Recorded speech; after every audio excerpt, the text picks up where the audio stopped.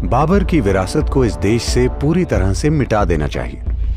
किसी को भी आज के मुसलमानों की पहचान को इस इंसान से जोड़ने का गुनाह नहीं करना चाहिए, क्योंकि ये किसी भी तरह से एक सच्चा मुसलमान नहीं है। श्री राम ने कभी ये दावा नहीं किया कि वो हिंदू हैं, लेकिन आज वो इस देश में एक आइकॉन है, क्योंकि उनकी वजह से सही तरह के गुण फैल रहे हैं जो दुनिया में महान सभ्यताएं बनाने के लिए जरूरी है।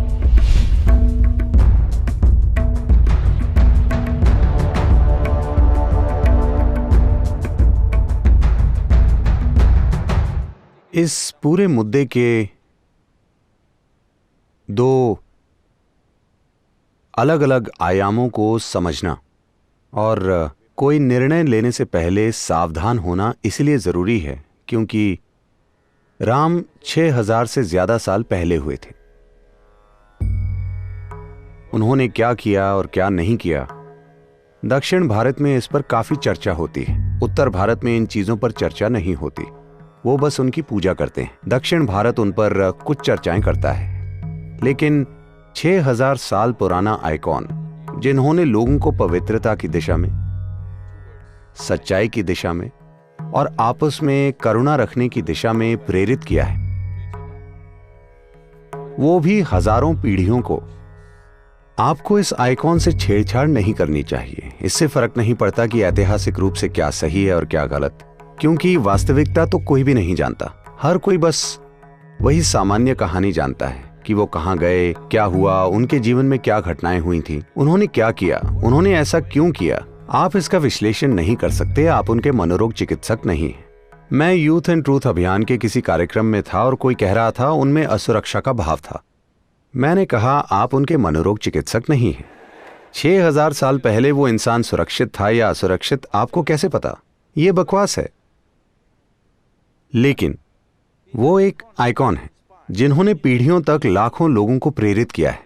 आपको उससे छेड़छाड़ नहीं करनी चाहिए, क्योंकि मानवता को ऐसे आइकॉन की जरूरत है।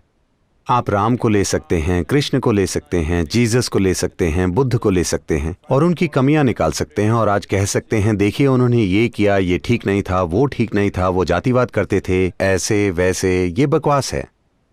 ऐसी चर्चा उनके बारे में उचित है जो आज दुनिया में मौजूद हैं। वो 6000 साल पहले थे। आप उन पर अब फैसला सुनाना चाहते हैं? नहीं, वो मानवता की मदद कर रहे हैं एक आइकॉन के रूप में। आपको इस आइकॉन से छेड़छाड़ नहीं करनी चाहिए। वो किस बात के आइकॉन है? वो स्थिरता के आइकॉन है। वो जल्दबाजी में कदम नहीं उठाते। जब कदम उठाना होता है तो वो निर्णायक कदम उठाते हैं, लेकिन किसी बात पर प्रतिक्रिया नहीं देते। वो सचेतन होकर काम करते हैं। युद्ध हो तो वो युद्ध करेंगे और समर्पण करना हो तो समर्पण, राज्य छोड़ना हो तो राज्य छोड़ देंगे, लेकिन सब कुछ चेतना में और संतुलित तरीके से। इसी वजह से आज हम उनकी पूजा करते हैं, क्योंकि उनमें आजादी है जीवन के नाटक से गुजरने की। उनके जीवन में हद से ज्यादा नाटक है, लेकिन वो उससे सहजता से गुजरते हैं, वो भी बिना किसी प्रतिक्रिया के।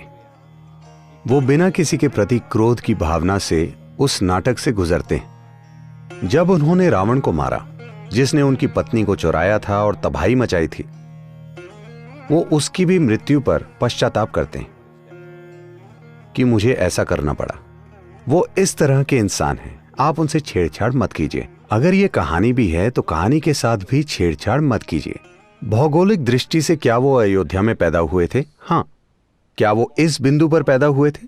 क्या आप खुद जानते हैं कि आप किस बिंदु पर पैदा हुए थे? हेलो, 6000 साल पुराने इंसान की बात भूल जाइए, आप तो अभी जिंदा हैं। क्या आप जानते हैं कि आपकी मां ने आपको ठीक किस बिंदु पर जन्म दिया था? मैं पूछ रहा हूं, क्या कोई जानता है? No, so it's ridiculous argument. नहीं, तो ये हास्यास्पद तर्क है। अब बाबर चंगेज खान के बाद की तीसरी पीढ़ी है। ये मंगोल साम्राज्य, मंगोल शब्द भारत में धीरे धीरे मुगल बन गया। ये मंगोल है।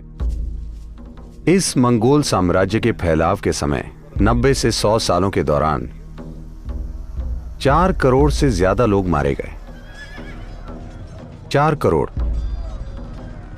ये उन दिनों की आबादी का लगभग 10% है। क्या आप समझ रहे हैं? दुनिया की 10% आबादी को उन्होंने मार दिया, वो भी न्यूक्लियर बम से नहीं, तलवारों से। बहुत ऊर्जावान लोग थे। मैं कह रहा हूं, दुनिया की 10% आबादी को मारने के लिए बहुत काम करना पड़ता है ना? वो भी केवल तलवारों और भालों से। तो जहां भी चंगेज खान गया, उसने एक नियम बनाया। जिस भी जगह पर उसने विजय पाई, सभी पुरुष, वहां के सभी पुरुष जिनका कद बैलगाड़ी के पहिए से ज्यादा है, उन दिनों सेनाओं के साथ जाने वाली बैलगाड़ियों के पहिए की ऊंचाई 38 से 39 इंच होती थी। हर इंसान जिसका कद उससे ज्यादा है, उसे मार दिया जाता था। और फिर यह मुगलों की परंपरा थी कि वो सभी कटे हुए सिरों का एक बड़ा पहाड़ बना देते थे और औरतों को गुलाम बना लिया जाता था, सैनिकों की सेवा के लिए, या फिर उन्हें अलग अलग बाजारों में बेच दिया जाता था। मध्य पूर्व, यूरोप, हर जगह उन्हें बेच दिया जाता था। तो वो इस तरह से फैले थे। चंगेज खान के बाद तैमूर लंग आया। तैमूर लंग ने बाबर को जन्म दिया। तैमूर लंग का साम्राज्य दिल्ली तक था। फिर बाबर आया। माना जाता है तैमूर लंग ने 1,70,00,000 लोगों को मार दिया। वो भी सबसे ज्यादा क्रूर तरीकों से। पुरुषों के साथ जो हुआ वो तो करुणा थी, महिलाओं के साथ जो हुआ वो एक अलग चीज है। मैं विस्तार में नहीं जाना चाहता, लेकिन उनके साथ सबसे भयंकर चीजें हुई। जब बाबर आया तो उस दौरान गुरु नानक भी मौजूद थे। गुरु नानक एक बहुत ही शांत, बिल्कुल प्रतिक्रिया न करने वाले और एक आत्मज्ञानी मनुष्य थे। वो बोले, एक मौत का दूत आया है, और ये उन्हीं के शब्द हैं। वो बोले, मैं अपने शब्दों में कह रहा हूं, वो बोले, ये जहां भी गया इसने हजारों लोग मार दिए। जिस भी शहर में ये गया, इसने सभी पुरुषों को मार दिया, शहर को जला दिया, स्त्रियों और बच्चों को गुलाम बना लिया। स्त्रियों के साथ हमेशा सार्वजनिक जगहों पर क्रूरता से बलात्कार किया जाता था, क्योंकि ये सिर्फ बलात्कार नहीं था, ये सभी के लिए एक सीख थी। और बाबर ने हजारों हिंदू स्त्रियों को कंधार और काबुल के बाजारों में बेच दिया। हजारों स्त्रियों को। सौभाग्य से वो भारत में सिर्फ 4 साल रहा और वो मर गया। तो बाबर की विरासत को इस देश से पूरी तरह से मिटा देना चाहिए। इन सब से बढ़कर किसी को भी कभी भी आज के मुसलमानों की पहचान बाबर से नहीं जोड़नी चाहिए, क्योंकि वो इतना बड़ा अत्याचारी था कि वो अत्याचार नहीं करता था, वो खुद एक अत्याचार था। चंगेज खान धर्म के लिए नहीं मारता था, वो बस ताकत और विजय पाना चाहता था। तैमूर लंग भी काफी हद तक विजय ही पाना चाहता था, पर उसमें थोड़ा सा धार्मिक रंग था। लेकिन बाबर ने चीजों को धार्मिक मायने देकर उनका बहुत शक्तिशाली तरीके से इस्तेमाल किया, और इससे उसे मारने के लिए और ज्यादा ताकत मिल गई, क्योंकि उसे लगा वो जिहाद कर रहा है। कई बार उसने मुस्लिम शहरों पर भी हमले किए, मुस्लिम आबादियों को भी उसने मारा। तो उसने धर्म का अपनी सहूलियत के हिसाब से इस्तेमाल किया, अपने हिसाब से।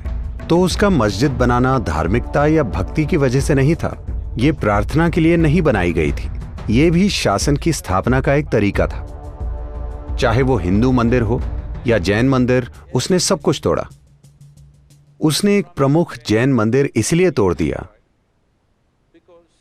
क्योंकि वहां की गुफा में उन्होंने नग्न मूर्तियों की निकाशी की थी। तो उसने ये सुनिश्चित किया कि पूरा मंदिर ही नष्ट हो जाए। इस इंसान और उसकी विरासत को भुला दिया जाना चाहिए। किसी को भी अपनी पहचान इसके आधार पर नहीं बनानी चाहिए, क्योंकि इससे एक अच्छे भविष्य का निर्माण नहीं होगा। किसी को भी आज के मुसलमानों की पहचान को इस इंसान से जोड़ने का गुनाह नहीं करना चाहिए, क्योंकि ये किसी भी रूप में एक सच्चा मुसलमान नहीं है, ये किसी भी तरह का भक्त नहीं है, ये सबसे बुरी किस्म का तानाशाह है जिसने धर्म के नाम पर बहुत ही शक्तिशाली तरीके से खुद को असरदार बनाया। जहां कहीं भी वो गया, इससे उसे एक नए स्तर का अधिकार मिल गया जो चंगेज खान के पास नहीं था, क्योंकि उसने विजय पाने के लिए धर्म का इस्तेमाल नहीं किया था। तो ये अत्याचार हुए हैं।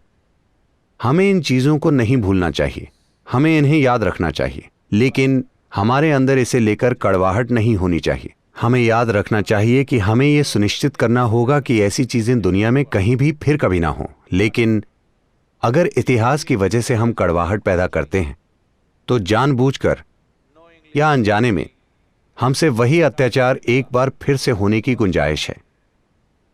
हमें लगता है प्रतिक्रिया अच्छी चीज है। नहीं, प्रतिक्रिया किसी भी भयंकर काम से किसी भी रूप में अच्छी नहीं है। दोनों एक ही चीज हैं। तो बाबर की विरासत जानी ही चाहिए। राम, उन्हें एक धार्मिक इंसान के रूप में मत देखिए, क्योंकि उन्होंने कभी नहीं कहा मैं हिंदू हूं। हेलो, क्या उन्होंने कभी यह कहा मैं हिंदू हूं? वो इस संस्कृति के प्रतिनिधि हैं, क्योंकि वो स्थिरता, संतुलन, शांति और न्याय के प्रतिनिधि हैं। वो जहां भी गए उनकी यही कोशिश रही कि लोगों को न्याय कैसे दें। अपने राज्य के लोगों को न्याय देने के लिए वो खुद चरम स्तर के कष्ट और मुसीबतों से गुजरे। आपको इसी इंसान की जरूरत है। मैं चाहता हूं कि हिंदू और मुसलमान दोनों ये याद रखें। राम ने कभी नहीं कहा वो हिंदू हैं, लेकिन आज वो इस देश में एक आइकॉन है। हर किसी को इन्हें एक ऊंचा आइकॉन मानना चाहिए, क्योंकि वो सही स्तर के गुण फैला रहे हैं।